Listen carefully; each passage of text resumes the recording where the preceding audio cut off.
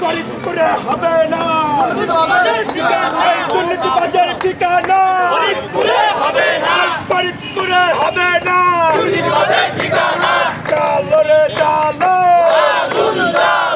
চালো রে চালো, দুর্নীতিবাজের গদিতে এই আগুন জ্বালো একসাথে, দুর্নীতিবাজের গদিতে ভাই এক দাবিয়া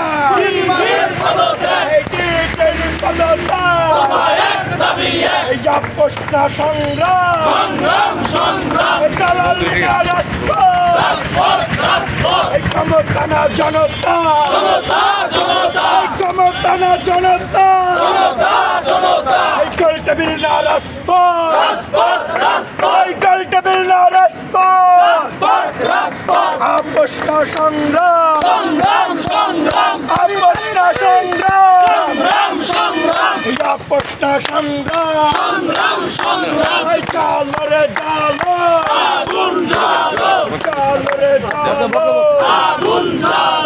প্রিয় সুধী, আপনারা সবাই জানেন আজকে আমরা এই নদী গবেষণায় উপস্থিত হয়েছি।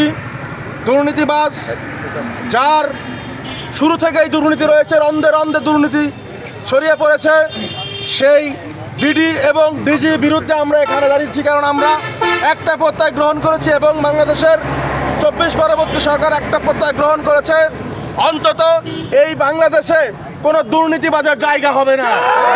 দুর্নীতিবাজের বিরুদ্ধে কঠোর অবস্থানে আমরা গিয়েছি, আমাদের সরকারও গিয়েছে। এই দুর্নীতিবাজদের ঠিকানা আমরা এই বাংলায় আর করতে দিব না। আমাদের সব কিছু দিয়ে হলেও আমরা এই দুর্নীতির কবর এই বাংলার জমিনে রচনা করব।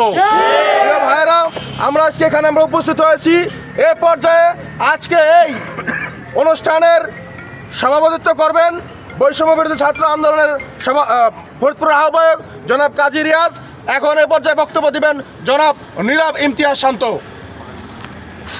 প্রিয় সহযোদ্ধাবৃন্দ, ফরিদপুরবাসী, আমরা এই রমজান মাসে এই প্রখর রোদে এখানে এসে দাঁড়ানোর একটাই উদ্দেশ্য। 5ই আগস্টের পরে আমরা ফরিদপুরের দুর্নীতির বিরুদ্ধে আমরা যুদ্ধ ঘোষণা করেছিলাম। তারই ধারাবাহিকতায় সর্বপ্রথম আমরা ভূমি অফিসে একটি ওই সময়ে আপনারা বলতে পারেন যে মবের মতো, কিন্তু আমরা কাউকে আক্রমণ করি নাই, আঘাত করি নাই।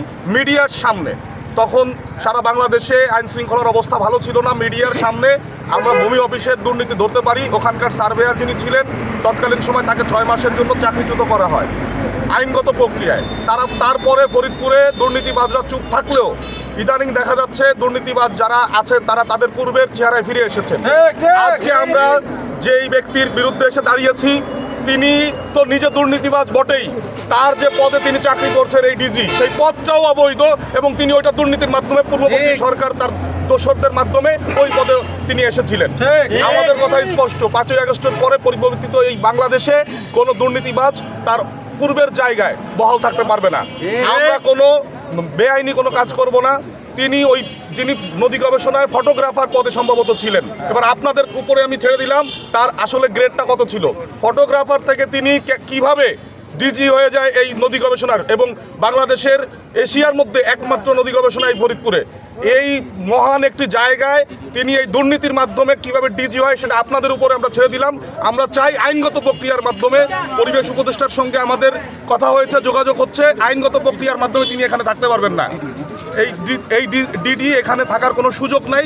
আমরা চাই যে আপনারা দেশবাসীর কাছে সেটা তুলে ধরুন। মিডিয়ার ভাইয়া যারা রয়েছেন, আমাদের তরুণ প্রজন্ম যারা রয়েছে, আমাদের দাবি আপনারা দেশবাসীর কাছে তুলে ধরুন, এই ডিডি যেন এখানে থাকতে না পারে।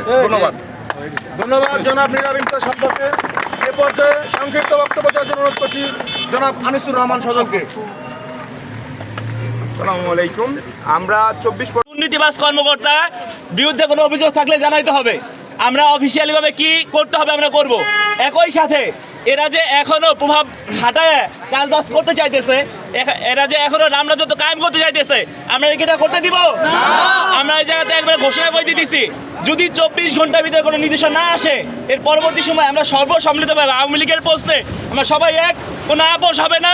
এই এই ডিজি এবং ডিডি এই দুইজনের যে অবস্থান আছে সেই অবস্থান ক্লিয়ার করতে হবে। আমরা এখানে যে সাংবাদিক ভাইরা আছে, সাংবাদিক ভাইদের বিরুদ্ধে যে অভিযোগগুলো আছে আমরা সেই অভিযোগগুলো সাবমিট করলাম আপনাদের কাছে। অবশ্যই এটা আপনারাও তদারকি করবেন। আমাদের ছাত্রদের একার দায়িত্ব নেই বাংলাদেশ রক্ষা করার, আমাদের সবার আগে আসতে হবে। রাজনীতি ব্যক্তিবর্গ, ব্যবসায়ী সবার আগে আসতে হবে। বাংলাদেশ এখন সবার আগে একটা পরিবারে ছিল, এখন এই বাংলাদেশ সবার। আপনারা সবাই আগে আসবেন এই আশা রেখে আমি আমার বক্তব্য এবং এখানে যে অবস্থান এটা সমত ঘোষণা করছি। ধন্যবাদ। বাংলাদেশ নদী গবেষণা ইনস্টিটিউটের ডিডি আবুল এহসান মিয়া বিগত দিনে যিনি আওয়ামী লীগের দোসর, বিশেষ করে যিনি আমাদের জুলাই অভ্যুত্থানের সময়ে ঢাকাতে থেকে বিভিন্নভাবে আওয়ামী লীগকে আর্থিক সহযোগিতার মাধ্যমে সাহায্য করে গিয়েছে এবং আমরা জানতে পারছি যে বর্তমানে তিনি বিভিন্ন চায়ের দোকানে এবং হোটেলে বসে গল্প দিয়ে থাকেন তিনি নাকি আওয়ামী লীগকে বাংলাদেশে ফিরিয়ে আনবেন। আমাদের বুঝে আসে না এই সব আওয়ামী লীগের দোসররা এখনও কীভাবে গুরুত্বপূর্ণ পদে অবস্থান করে। আমরা এখান থেকে স্পষ্ট ভাষায় একটা কথা জানিয়ে দিতে চাই, আমরা অতি দ্রুত সময়ের মধ্যে 24 ঘন্টার মধ্যে এই ডিডির পদত্যাগ চাই। ডিডিকে 24 ঘন্টার মধ্যে অপসারণ করতে হবে, না হলে এই ফরিদপুরের ছাত্র জনতা এর থেকেও কঠিন থেকে কঠিনতম কর্মসূচি দিতে বাধ্য হবে।